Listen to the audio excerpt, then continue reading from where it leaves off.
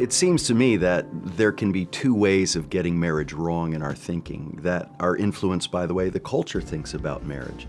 One is to have a pretty negative, cynical view of marriage where you're acquiring a ball and chain when you get married and it's going to sap your life of the color and it'll just be black and white and it's just something that holds you down. The other side of it is really to turn marriage into an idol. Something that you need in order to be truly fulfilled. Even though you may have a relationship with God, well, you're not married, so you'll never really understand what it means to have a depth of relationship. But neither of those things are true.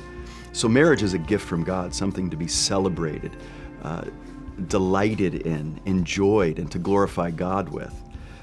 But it also isn't necessary. Paul tells us in 1 Corinthians 7 that singleness is a gift. Singleness is something we should value and even seek if that's what the Lord would have for us. And that's because if you think about how important it is that Jesus was single. Our greatest example of human fulfillment and flourishing and fruitfulness was a single man. And throughout the history of the church, amazingly gifted and fruitful Christians have been single. And so singleness should be something that we value in the church and don't see as a second-class sort of Christian or depth in relationship.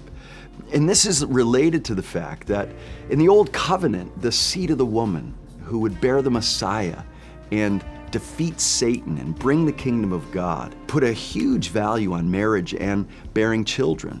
But we see a shift in the new covenant where now bearing children is primarily seen for Christians as spiritual bearing of children. When the Apostle John says to his church, I have no greater joy than that my children are walking with the Lord, he's not talking about children in his home or biological children. He's talking about those Christians to whom he's writing, his spiritual children. And so to be fruitful and multiply for new covenant Christians is first and foremost a spiritual reality. That doesn't devalue having children and being married, but it does put a supreme value on gospel-birthed children through our faithfulness in ministry as the Spirit works in our lives.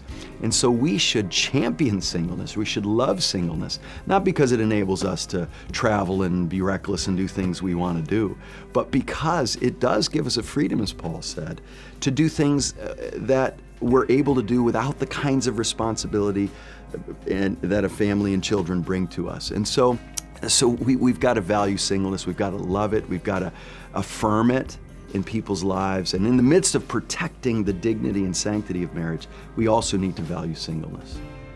If you'd like more information on marriage and relationships, visit cmr.biola.edu.